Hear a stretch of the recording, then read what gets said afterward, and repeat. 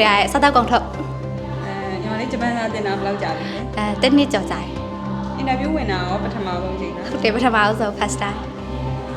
အင်တာဗျူးဖြေကန်ဒီမှာပေါ့နော်စိတ်လှုပ်ရှားရှိခဲ့လားညီမလေး ရှိခဲ့ပါတယ်နည်းနည်း အဲ့ဒါတွေဘယ်လိုကြော်ဖြတ်ခဲ့လဲညီမလေး အကောင့်ဆုံးလုပ်နိုင်မယ်လို့တွေးပြီးတော့အကောင့်ဆုံးတေချာလုပ်ခဲ့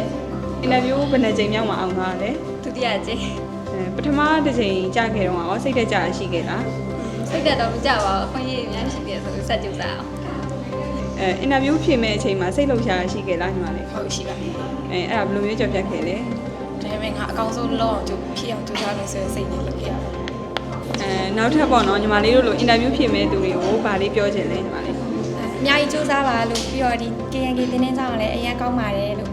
လာပြီးတော့တက်ပြီးတော့ဒီဂျပန်နိုင်ငံကိုသွားမဲ့ခွင့်ရတွေအများကြီးကိုဒီမှာစတင်ဖို့တိုက်တွန်းပါတယ် ညီမလေးဒီအင်တာဗျူးမဖြေခင်နဲ့ပေါ့နော်ဖြေပြီးတော့အောင်ပြီလို့သိလိုက်တဲ့အချိန်မှာဘယ်လိုမျိုးခံစားမှုလေးဖြစ်သွားလဲညီမလေး အင်တာဗျူးဖြစ်ခင်တော့ဒီဟာကိုအောင်မဖြစ်မယ်ဆိုတဲ့စိတ်နဲ့စူးစမ်းခဲ့အောင်result မကြေညာတော့မယ့်အချိန်ကျရင်တအားရှင်နေတအားပဲတုံတော့အောင်ပြီဆိုတော့ရမ်းပြောပါတယ် ညီမလေးလိုမျိုးနောက်ထပ်အင်တာဗျူးဖြေမဲ့သူတွေကိုဗာလေးပြောချင်တယ်ညီမလေး အင်တာဗျူးကိုဖြေတဲ့အခါမှာစိတ်မလှုပ်ရှားပဲနဲ့ကိုယ်အကောင်းဆုံးလုပ်နိုင်တယ်ဆိုရဲစိတ်နဲ့ထားပြီးဖြေပါလို့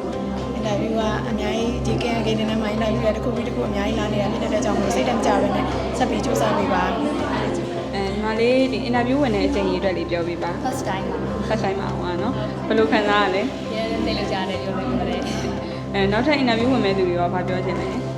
ရှင်မကြပါနဲ့လက်ချော်နဲ့ကောင်းကောင်းကြိုးစားဖို့ပန်းလိုက်တာရှိပါတယ် ဒီ KNK တင်တန်းမှာညီမလေးကဘယ်လိုသိပြီးတော့လာတက်ဖြစ်တာလဲ online ကနေသိရပေါ့ online ကနေသိပြီးတကယ်ချင်းတွေကိုလည်းပြီးပြီးတော့ဆိုတော့တက်ဖြစ်သွားတယ် အင်တာဗျူးမဝင်ခင်မှာစိတ်လှုပ်ရှားရရှိခဲ့လားညီမလေး ဟုတ်ရှိရတအားစိတ်လို့ရှာပြီးဒူးရီတော့ဒါပေမဲ့ငါလုံးနိုင်နေဆွဲစိတ်နဲ့ထလိုက်တာစိတ်ငြိမ်သွား ပြီးတော့နောက်ထပ်ဖြေမဲ့သူတွေရောဗာပြောချင်တယ်ညီမလေး တိတိကျကျကြိုးစားပါလို့ကြိုးစားရမှာမဖြစ်နိုင်ပါဘူး ကျေးဇူးပါညီမလေးအောင်သွားရဲ့အလုပ်မျိုးစားလေးပြောပြပါ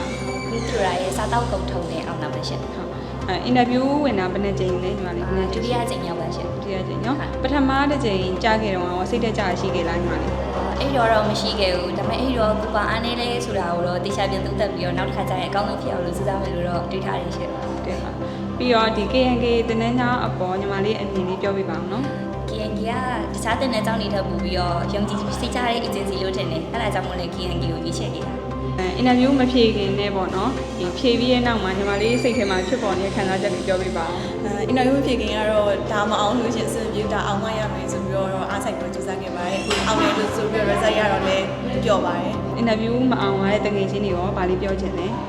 နောက်တဲ့ interview တွေရှိအများကြီး KNK ကနေပြီးတော့ခေါ်ပေးရတဲ့အတွက်ပေါ့နော်နောက်တဲ့ interview မှာအောင်မယ်လို့ယုံကြည်ပါတယ်တကယ်ချင်းတွေဟုတ် အင်တာဗျူးမဖြေခင်ပေါ့နော်စိတ်လှုပ်ရှားရှိခဲ့လားညီမလေး ရှိခဲ့တယ်အများကြီးစိတ်လှုပ်ရှားခဲ့တယ် အဲ့ဒါကိုညီမလေးဘယ်လိုတွေးပြီးတော့ကြော်ဖြတ်ခဲ့လဲ ဘယ်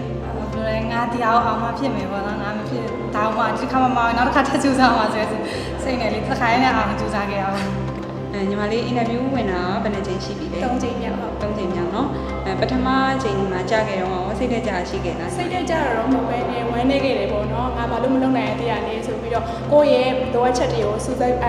တေချာလေးပြီးတော့နော်ကိုယ့်ကိုပြန်တွေးပါငါဘာလေးလိုအပ်တဲ့ပြန်တွေးပြီးတော့အကောင်းဆုံးလုပ်ပြီးတော့အောင်ပါပါနောက်ဆို